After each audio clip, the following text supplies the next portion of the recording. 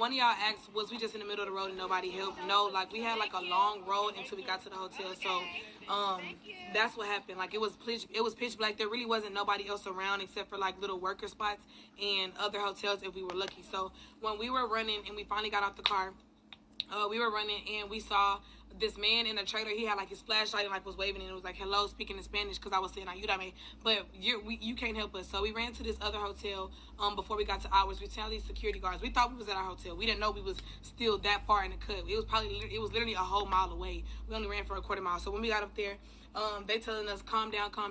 We like, what y'all mean calm down? Like this just happened to us. Like I'm shaking, I can't even hold my hands straight like this. I'm showing them, they like looking at us like, why I ain't got no shoes on. We telling them we don't have no phone. Somebody asked where our phones at. They're still in Colombia. I'm gonna get to that too. I'm trying to get everything in this one thing.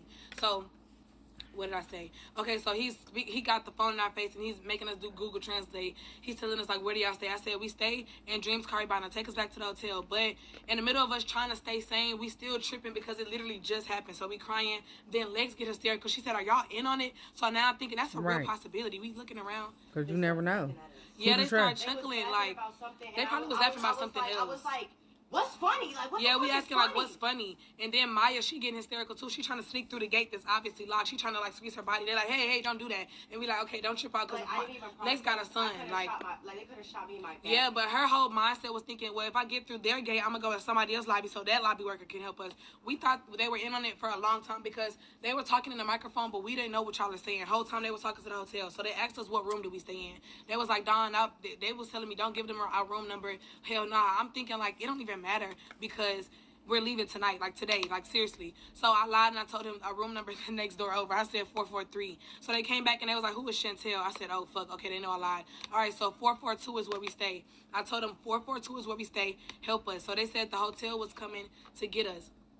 And we like, when? We not waiting. What you mean they coming like we gotta wait here? What do y'all mean wait here? Like I said, still speaking through the Google Translate. So he telling me, no, they coming right now. I said, okay. So when the car got here, it was an unmarked car. We looking like, hell no, like I'm thinking what it can literally happen again. That's a real thing. People be in on it acting like they just safety and trying to yeah, cousin of a cousin. Like we don't know nothing about that. So we told the security guard that finally calmed us down. Like I even cried in his arms just a little bit. But I still forgot to tell y'all I was giving so much thanks. I would literally have my hands up. I'm like, Lord, let us use the right discernment. Thank you, God. Thank you, God. I almost dropped to my knees, but I didn't want to be dramatic. Well, no, that ain't even dramatic, bitch. That's thankful, like literally. So I'm thanking God. Anyway, so we told the security man from the previous hotel, ride over there with us.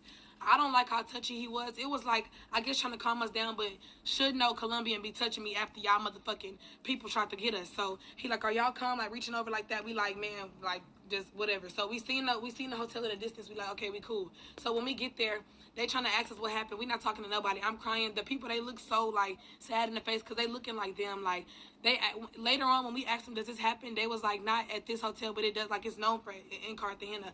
We never knew that. So we rushed past them. We tell them a little bit of it, but we all going together because we don't have our phones. We go straight to our iPad. Luckily, all of us have iPads. So we calling our people. We crying. We hysterical. Then we go downstairs. We wait for the police to come. One of our friends was like, I really don't feel safe because like the hotel is open, and like I said, we don't know nothing. We're not trying to trust nothing. So we go back upstairs and they call us and tell us when the police here. The police, we had our tracker, like he turned our phones off, obviously. I'm about to show y'all that too. All right, so this is my phone, still is to this day. It was 12 minutes from the airport when I like last tracked it. So the police was asking us like, do y'all, they said the Colombia law is different and we gotta like to be able to get him prosecuted, we gotta go there to self-identify him. I'm thinking they have a Sprinter van to pick us up in and stuff like that. I'm thinking it's just like a police car. Any police car doesn't have no doorknobs on the inside. Now we in a van, just our luck. Y'all take us to the address where it's the fucking cartel slaughterhouse. We open the door and then now we subject back to this bullshit. And then like I said, police be in on it. I don't care. Like in third world countries, they're known for the cartel running it, like the cartel running the government or the cartel being the government. So anyway, we was like, nah, we not doing that. You need to go find it. We can give y'all the coordinates and stuff and the WhatsApp so y'all can communicate with us, but we're not giving that. Then they asked to take our Maya iPad. Maya was like, well, it's the only device I got. Like shit, like we trying to find the other devices. We not doing that. His location changed like 5 times though. The reason why we were saying no, because it's 40 minutes away from where we at. That's 40 minutes there, finding him, and then coming back. That's like a total probably of like 3 hours. We're not doing that. Hurt. So when they finally drove, over there, and they called us when they got up there. They found 3 different taxis, and we was like, well, there's distinctive features. Like the tent, it looked like the previous victim probably was trying to scratch the tent of the window. I broke the door. Maya phone is in there. All of our shoes are in there. Like we literally was running bare feet in the streets of Columbia. Feet was black as hell. So they found one car. They didn't want to look through none of them because they didn't have probable cause, even though our phones are probable cause. So they go to this one man, and they was like, we're gonna call y'all back. We're gonna try to call the owner of the taxi and ask them could they unlock the door.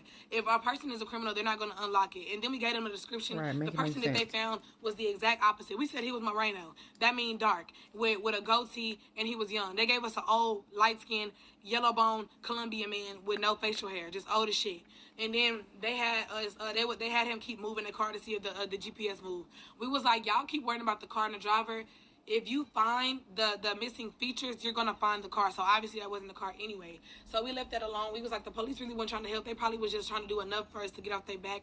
And in the same sense, we was like, in the same sense, they probably wasn't trying to be too helpful because, like, you're alive. That's already a blessing in itself, which you right. So our flight was at 1. I think this was at 3, 4 in the morning at this point. Nobody's going to sleep. Our parents keep checking in, keep praying on us, keep calling us and stuff like that. We ate breakfast and we went to the hotel. And we went to the airport. And that's basically it. I think I might need to make another one for, like, closing remarks and foreshadowing and shit. But yeah. Wow. We found our phone. Thank God they made it out alive. Yeah, he threw my phone in front of the lake when we was they were fighting for their life for sure. We was still like checking our stuff, knowing that we ain't gonna go get it anyway. But mine was 12 minutes away at the city of Palenque, at that monument that they stopped at, and hers was in a lake somewhere. And Lex couldn't track hers because she don't know her iCloud. But the last video, y'all don't really have to watch that. That's just like closing statements, foreshadowing, Kalia's thoughts, all of that, because it kind of tied in. Like once you start thinking about everything, it's like, damn, all the signs were there. We are truly God's favorite, and we wore that nigga out. We was not going in or out, because my whole thing was, I'm not finna have survivor's remorse and tell my friend's story, oh, she fought a good fight, or oh, I couldn't save her. How would I look my friend's mothers in the eye and say some shit like that? So yeah,